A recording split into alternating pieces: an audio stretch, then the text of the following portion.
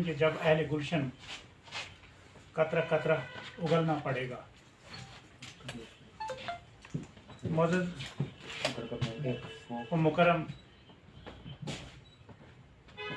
बरादर किराम, इस वक्त Jammu Kashmir college contractual teachers association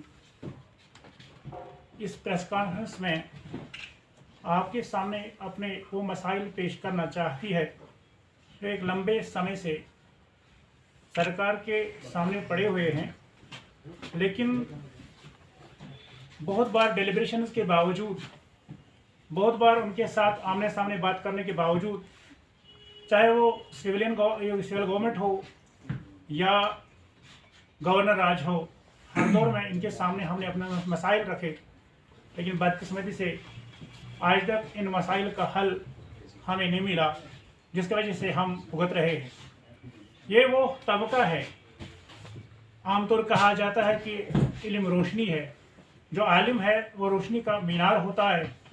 ये यही लोग नहीं है जो कॉलेजों में काम करते हैं, ये बहुत सारे ऐसे लोग हैं जो जम्मू और कश्मीर के 10 यूनिवर्सिटियों में इस वक्त रिसर्च करते हैं, स्कॉलर्स हैं, और उनको भी उम्मीदें इस डिपार्टमेंट से हैं। लेकिन बदकिस्मती से यह है कि जो लोग यहाँ मुरझाए हुए हैं वो भी शायद आगे अब मुरझाने के लिए ही इधर आने वाले हैं, क्योंकि ये फूल, ये मीनार, इनको आहिस्ता आहिस्ता बुझाया जा रहा है।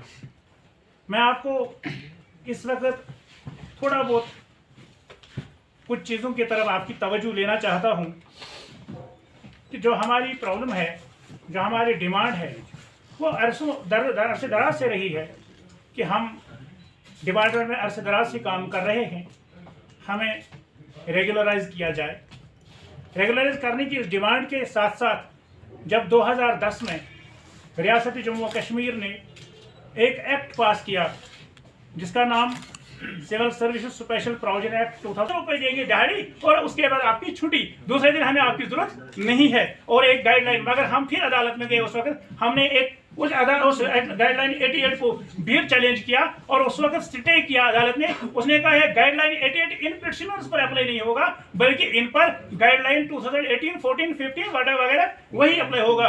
लेकिन बदकिस्मत से ये हो गया, आज के दौर में जो आपको हमने तकलीफ दिए बुलाया, आज के दौर में अदालत रिसेंटली होने लगी फिजिकल मोड में, लेकिन अभी भी उस तरह से केसेस नहीं ले पाती हमारी अदालत आलिया। लेकिन ये उसका नाजायज फायदा उठाते हैं, पेंडेमिक का नाजायज उठाते हैं। आज ये क्या करते हैं, आज ये हमें जब 15 तारीख को कॉलेज एक लैंडमार्क था हिस्ट्री में कि अब 2 साल के बाद कॉलेज खुलने वाले थे, जब हमारे लोग कॉलेजों में गए, इन्होंने और लोगों को कहने की कोशिश की कि गेस्ट फैकल्टी आ जाओ, आपको वही दिहाड़ी मजदूरी देंगे। मगर हमें कहा गया कि आप यहाँ कॉलेज में नहीं आओगे। बहुत सारे प्रिंसिपल हजरात ने कहा कि हमें डायरेक्टर की वर्बल डायरेक्शन है कि इनको कॉलेज के अंदर घुसने ना दिया जाए। आज ये सूरज हाल है कि इसने एफिडेविट दिया है कोर्ट में लिखकर, इसमें कहा है कि हमने इनका स्टेटस को मेंटेन किया है। This is affidavit submitted by director colleges who is lying.